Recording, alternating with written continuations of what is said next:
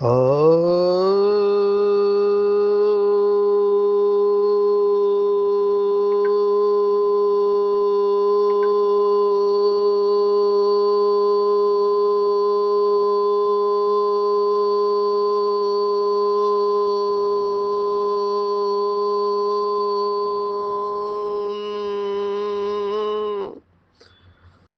शांति।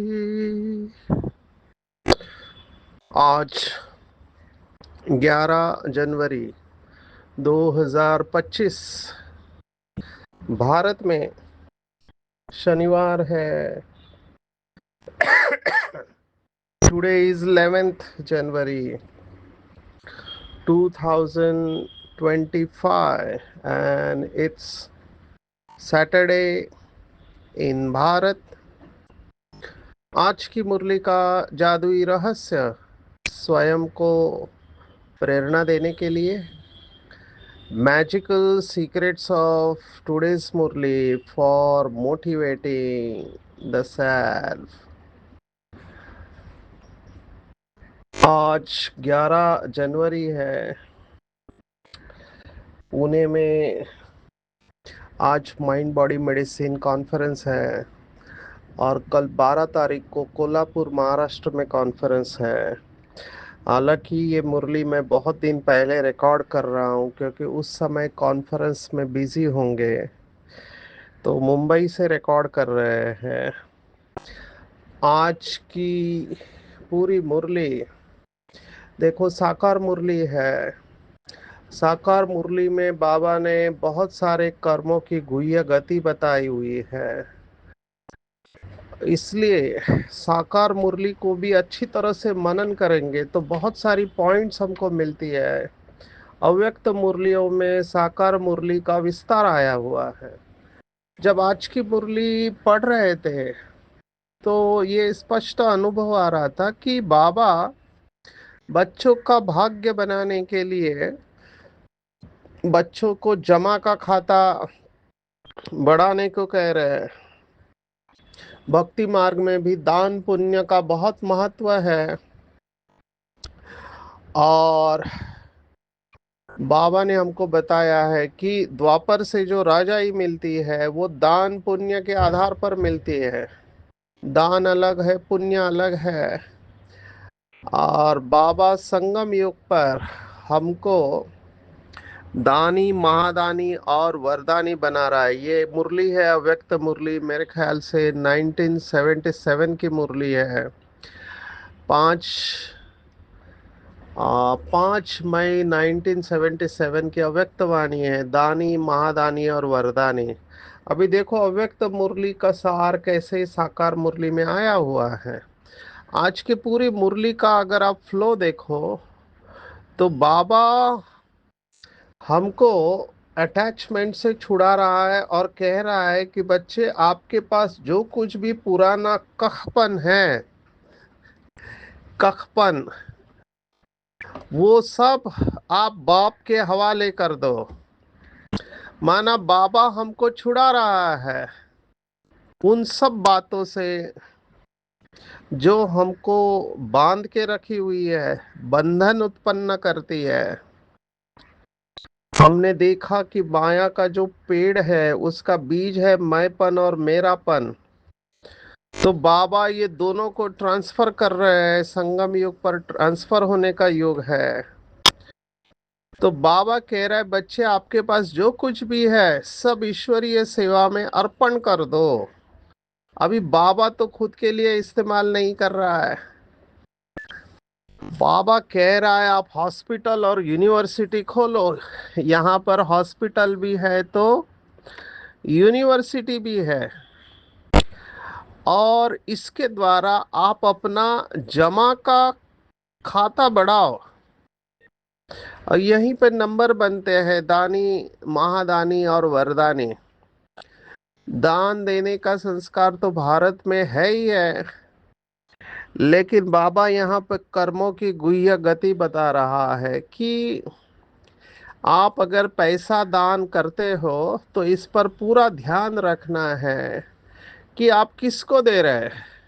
मुझे तो बहुत वंडर लगता है, मैं इतने सालों से ये बात सुना रहा हूँ, फिर भी कई लोग पैसे के मामले में अलर्ट नहीं रहते हैं।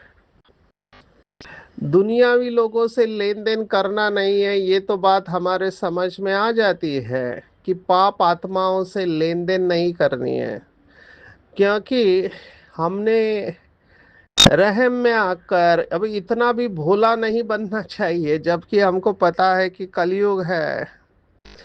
कलयुग में आप किसके ऊपर ट्रस्ट करेंगे, विश्वास करेंगे, तो विश्वास टूट सकता है। और फिर ज्ञान से बाहर भी जा सकते हैं, बहुत कॉम्प्लिकेशंस निर्माण होते हैं। केस स्टडी सुनाएंगे। बाहर की भाई बहनों से पैसे का लेन देन नहीं करना है, ये तो हमको पता है। लेकिन बी के भाई बहनों से भी पैसे का लेन देन अगर करते हैं तो वहां पे फंस सकते हैं।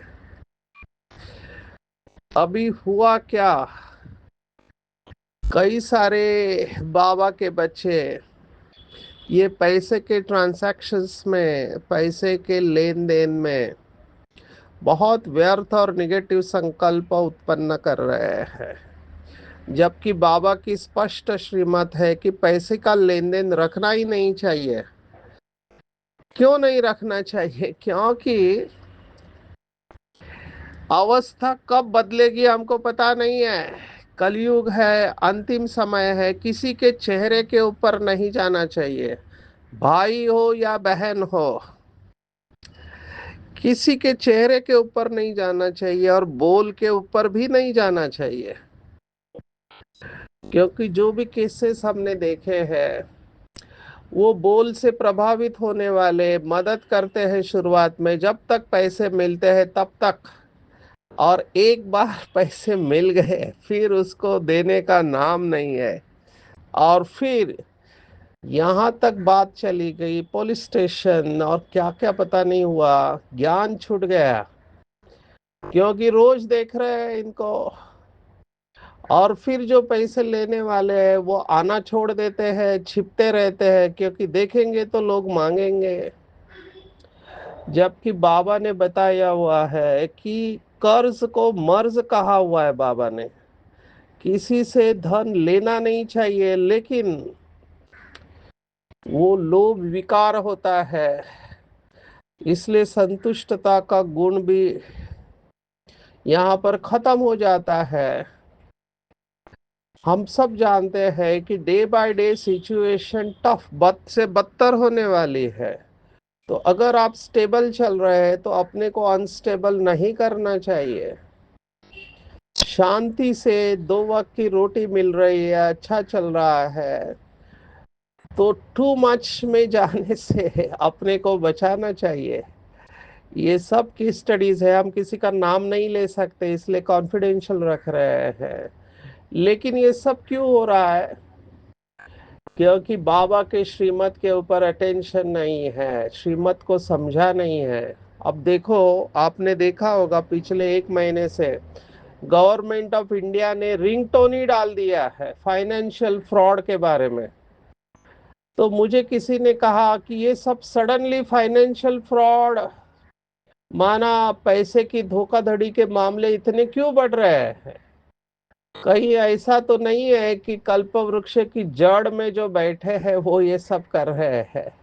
क्योंकि हमारे दृष्टि वृत्ति कृति का पूरे पेड़ के ऊपर प्रभाव पड़ता है। अभी ये कहना बहुत मुश्किल है, लेकिन इतना जरूर है, हम देख रहे हैं कि डे बाय डे फ्रॉड्स बढ़ते जा रहे हैं। तो हमको बहुत अलर्ट रहना चाहिए। ये जो बाबा की आज की मुरली है इसके ऊपर चिंतन करना है, करुणा में आके, दया में आके किसी को बिल्कुल मदद नहीं करनी चाहिए। अभी ये अगर आप कहो तो थोड़ा और लगेगा कि मदद करना तो अच्छा है, भक्ति मार्ग में भी हमने अनेक आत्माओं की मदद की है, लेकिन यहाँ पर कर्मों की गुह्य गति को ध्यान में रखना है। हमारा भाव अच्छा होता है कि बेचारा या बेचारी गरीब है, फंसी हुई है, क्यों ना हम इनको मदद करें। और फिर बाद में आगे जो कॉम्प्लिकेशंस आते हैं उस वक्त फिर उल्टे संकल्प चलते, गुस्सा बढ़ता है और फिर कुछ कर नहीं पाते हैं, योग नहीं लगता। क्योंकि आप स्वीकार करो या न करो, बहुत लोगों की पैसे में बहुत सारी अटैचमेंट होती है, बहुत अटैचमेंट होती है, क्योंकि हार्ड अर्न मनी होता है।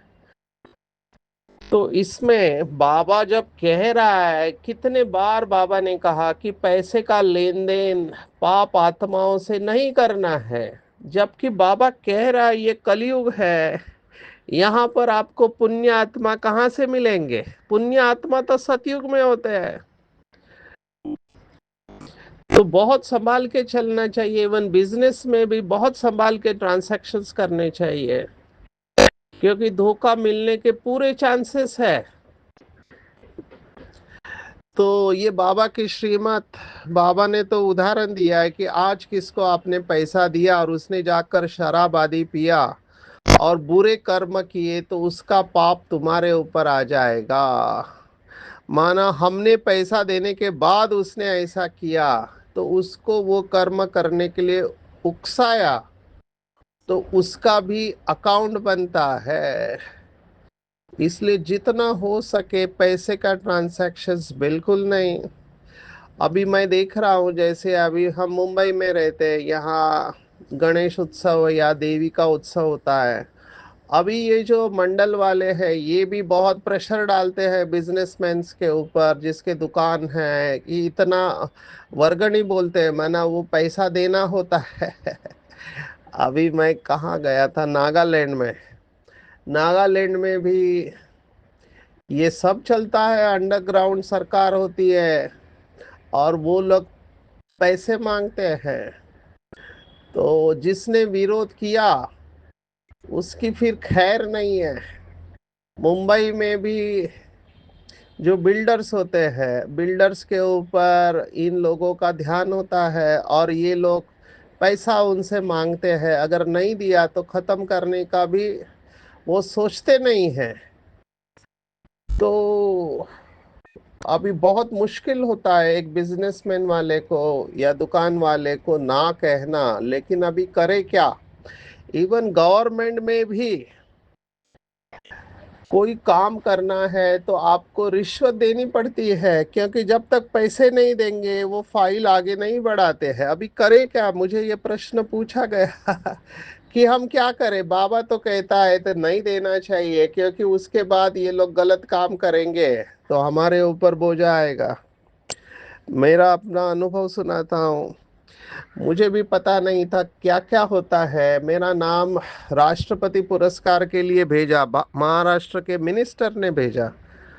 अभी मुझे पता नहीं था ये प्रेसिडेंट अवार्ड कैसे मिलता है। तो उन्होंने रिकमेंडेशन लेटर दिया, वो रिकमेंडेशन लेटर और आपके सभी डॉक्यूमेंट्स नशा मुक्ति के मैं लेके गया। उन्होंने कहा मैं बोल दूंगा, क्योंकि हमारा डिपार्टमेंट ही देता है, समाज कल्याण विभाग।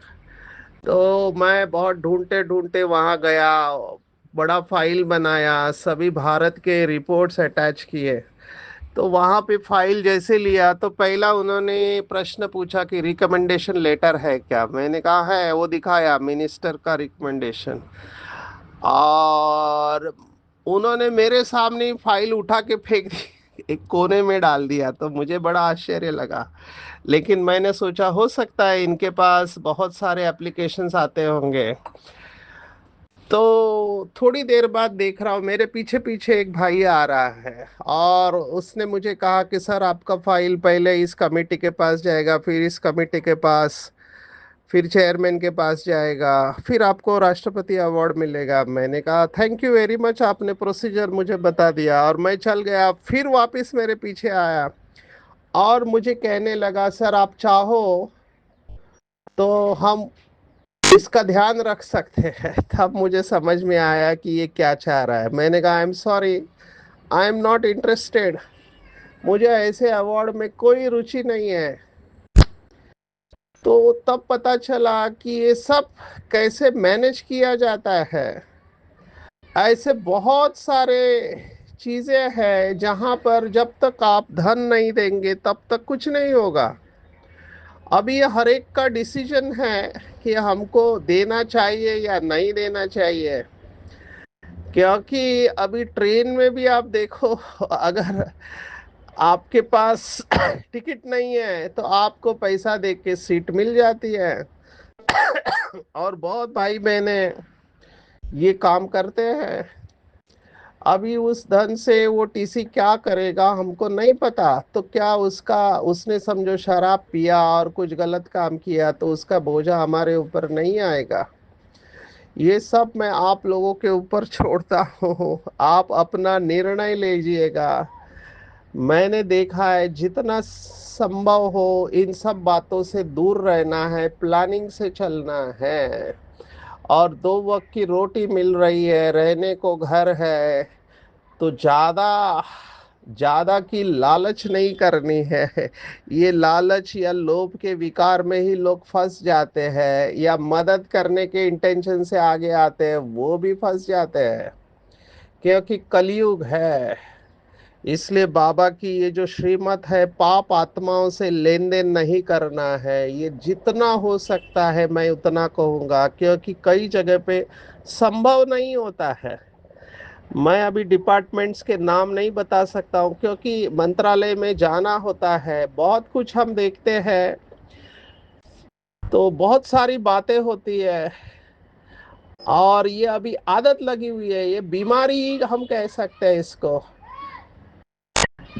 तो इसलिए जो गरीब बाबा के बच्चे हैं, जो सुखी रोटी खाते हैं, दाल रोटी खाते हैं, बाबा को याद करते हैं, सेवा करते हैं, उनका बाबा के पास सचमुच में बहुत जमा होता है। ये पैसे वालों का काम है।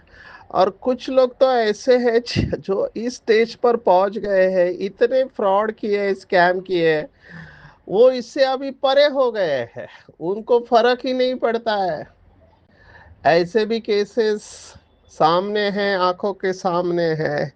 और दुख की बात है कि बाबा के बच्चे हैं, पर क्या कर सकते हैं, ड्रामा है। हम ड्रामा सोच के उस आत्मा के प्रति शुभ भावना रख के साक्षी हो जाते हैं। लेकिन मैं ये मुरली की पॉइंट लेकर सभी सेंटर पर बताना चाहूँगा, जो हमने लेसन सीखे, नंबर वन, किसी के नाम से, जैसे मेरा नाम लेकर आपको किसी को बुलाएंगे, फोटो दिखाएंगे कि हम इस भाई को जानते हैं, अगर आप उसके बहकावे में आ गए तो फंस सकते हैं। को किसी का नाम लेके किसी को कोई भी मदद नहीं करनी चाहिए, नंबर वन। सेंटर पर मैं कहता हूं कि पैसे का कारोबार नहीं होना चाहिए, क्योंकि यज्ञ का नियम है केवल ज्ञान योग की बातें होनी चाहिए। आपको जो भी पैसे का कारोबार है बाहर करना चाहिए, ना कि सेंटर पर, अगर करना भी पड़े तो। और जितना हो सके आपस में बीके भाई बहने, जितना हो सके पैसे का लेन देन नहीं करे, क्योंकि फिर बहुत कुछ होता है आगे। तो ये बातें हम ध्यान में रखेंगे।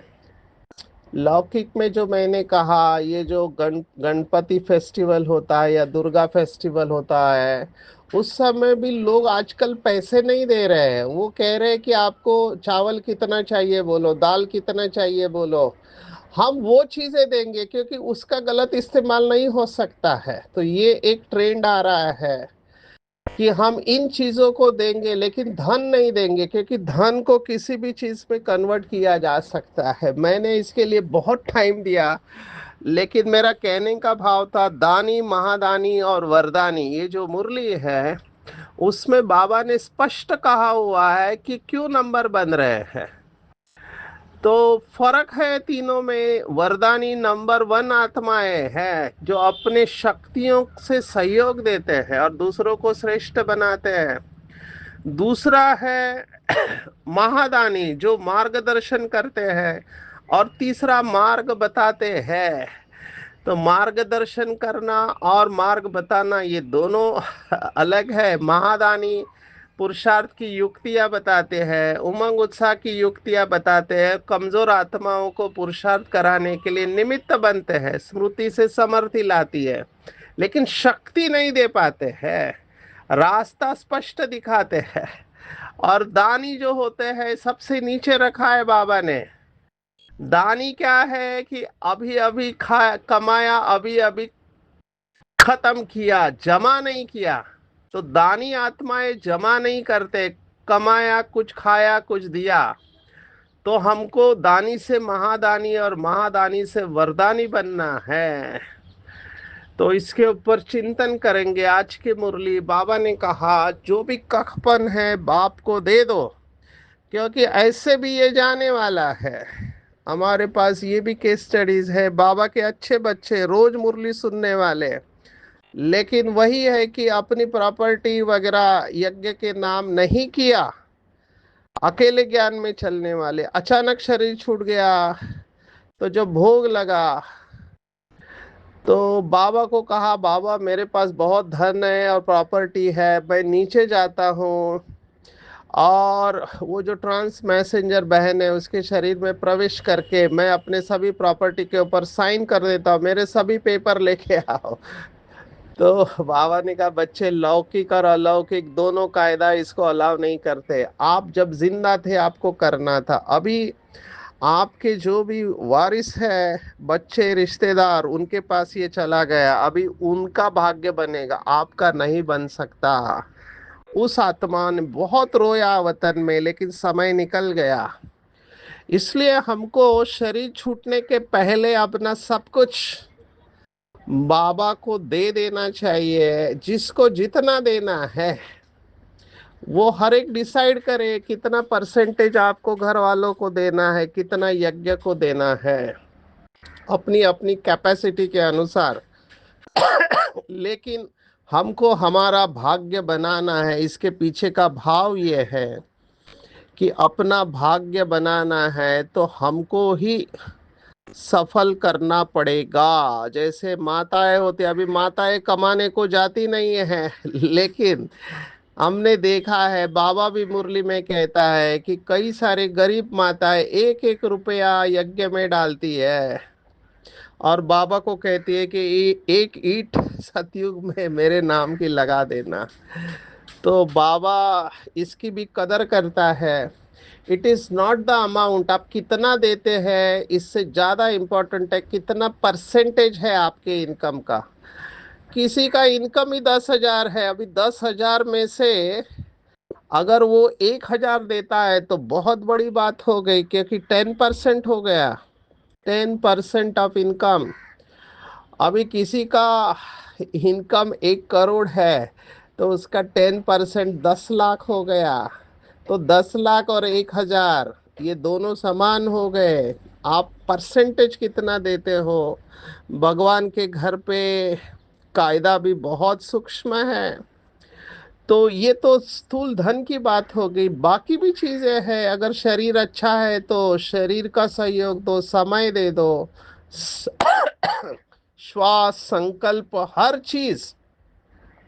और धीरे धीरे ये देते देते एक ऐसी अवस्था आती है, अंदर से लगता है मेरा कुछ भी नहीं है, ये शरीर भी मेरा नहीं है, ये मन बुद्धि संस्कार भी मेरे नहीं है।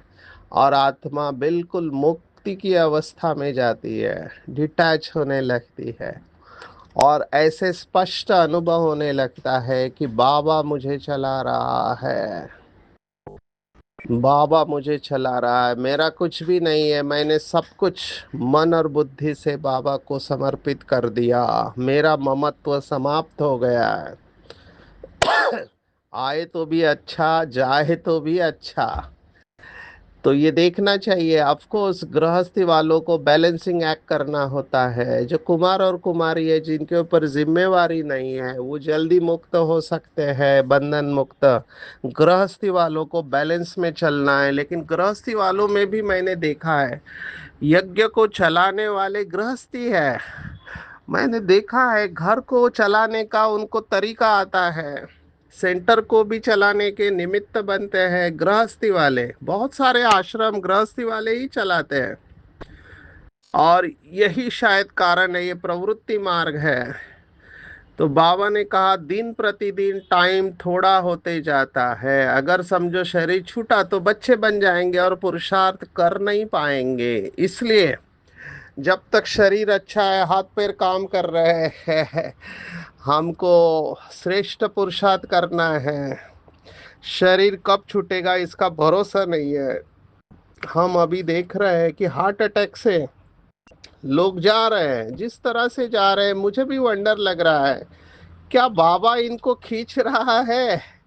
हमारे एक डॉक्टर साहब अभी हरियाणा के हिसार के बहुत पुराने बाबा के बच्चे, medical wing north Punjab zone के कोऑर्डिनेटर थे हमारे परम आदरणीय आमिर चंद भाई के साथ में। उन्होंने बहुत सेवा की, हमारे साथ भी आए थे काफी रैली में, मुझे याद है। डॉक्टर, मुझे अभी तक विश्वास नहीं हो रहा है कि उनका शरीर छूटा है, क्योंकि अभी भी उनका चेहरा आंखों के सामने आ जाता है। और वंडरफुल शरीर छूटा, सेवा करके आए, डॉक्टर्स के सेशन लिया, डॉक्टर राम प्रकाश उनका नाम है, हिसार हरियाणा के सेशन लिया, और गाड़ी में बैठ गए और बोला मैं जा रहा हूँ। गाड़ी के दरवाजे बंद किए, बेल्ट लगाया और बैठे बैठे शरीर छूट गया।